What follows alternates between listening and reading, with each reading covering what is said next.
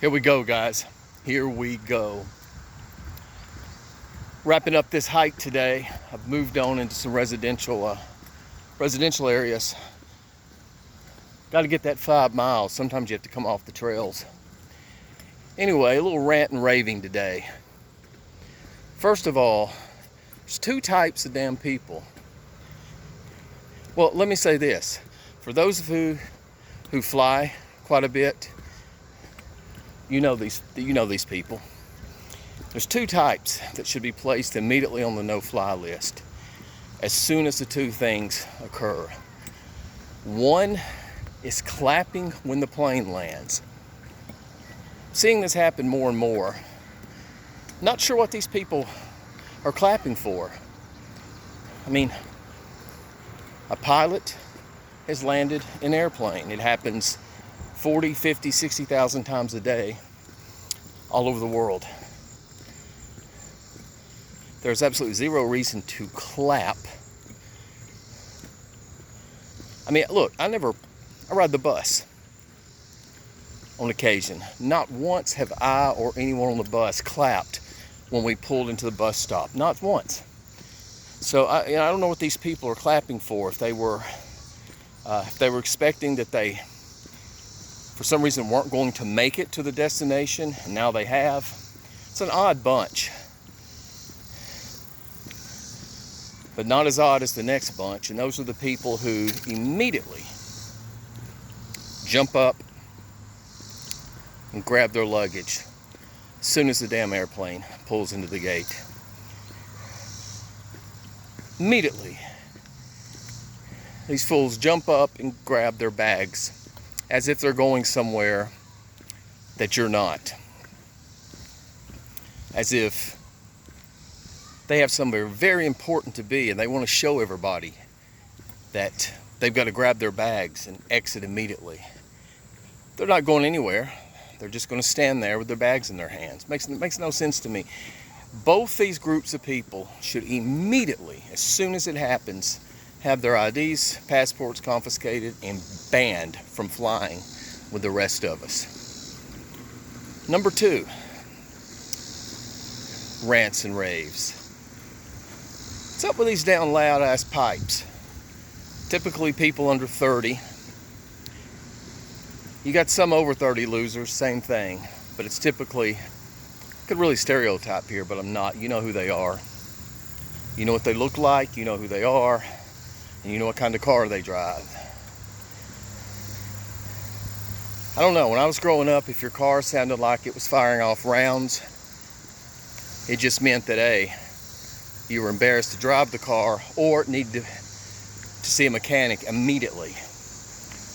Not now. They want these pipes firing off on all cylinders so everybody can look and see at what I call the poor man's Lambo. They drive like a bat out of hell, but they're typically driving a Camry, older model Nissan, Honda Civic. We know who these people are, and we know exactly what the hell they're trying to do. And I think it's be obnoxious. I mean, I can't imagine that they would pull up. I mean, do they think chicks dig this? I don't know. Do young chicks dig this, to get in a car where you absolutely need earplugs on to be able to hear? Maybe times have changed. I don't know. But there's some annoying fucks. Third rant rave. What's up with all this lip filler? These really young girls now. I mean, you see it from a mile away. In no case does it look natural.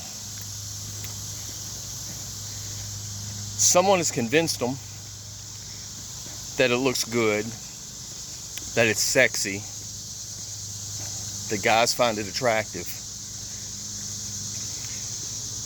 I don't know who's done the convincing, but let me tell you something. When we see you walking towards us, the only thing that comes to our head is, my God, that lip filler looks awful. And it does. And if you're a pale, pasty, thin white girl, you just can't pull it off if you try. Sorry, it's just not happening. What's up with all these sober people?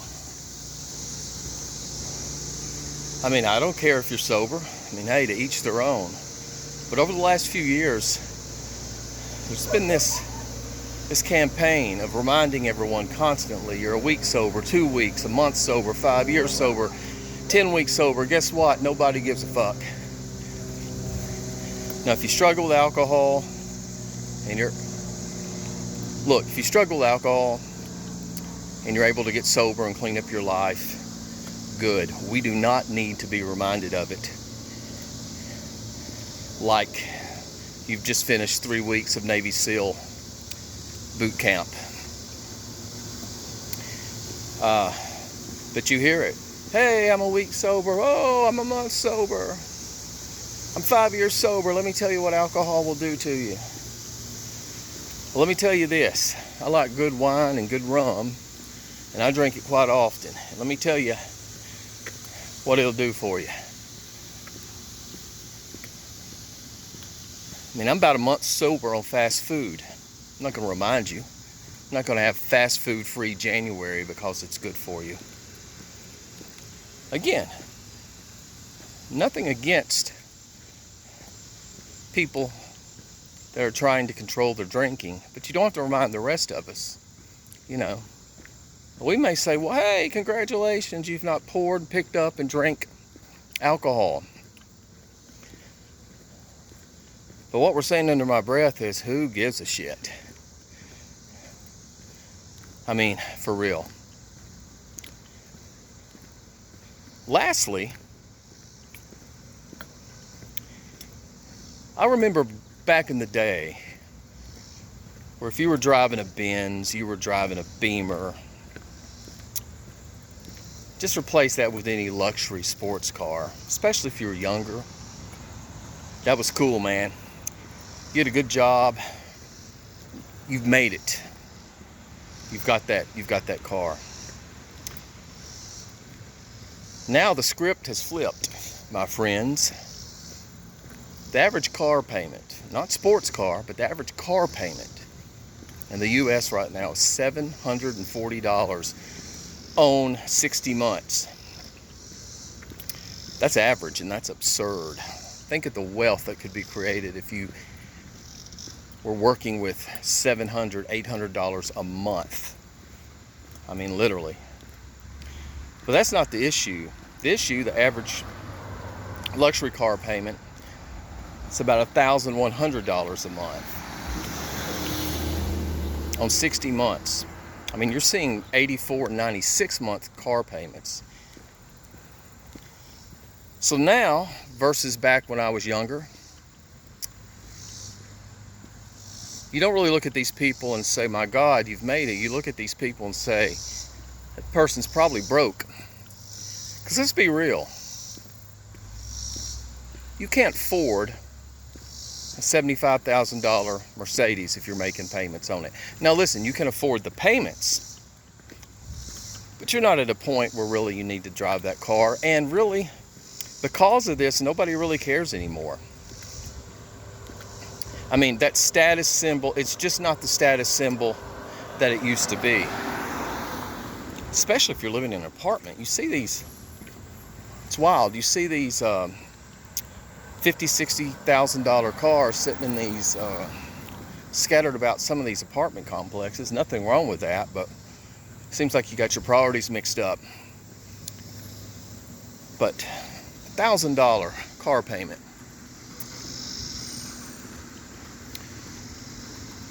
You are having some real problems. And again, no hate. If you want to drive a car and make that kind of payment, go for it. And the reason that we know that it's no longer the status symbol it used to be is Mercedes, BMW, Lexus. They're all reporting that not only are repos up, but loan defaults are up, and you're starting to see people who are 60 days or more late on their payments creep up. That's a telltale sign that person has no business driving that car. But again, hey, do what you want to. I'm not here to lecture. I guess the point is those cars just don't have the same status that they used to. The ultimate flex now is low key, being able to move on a dime, travel when you want to, not having to punch a clock. That's the real flex. Things you probably will never be able to do if you're paying $1,000 a month for a car.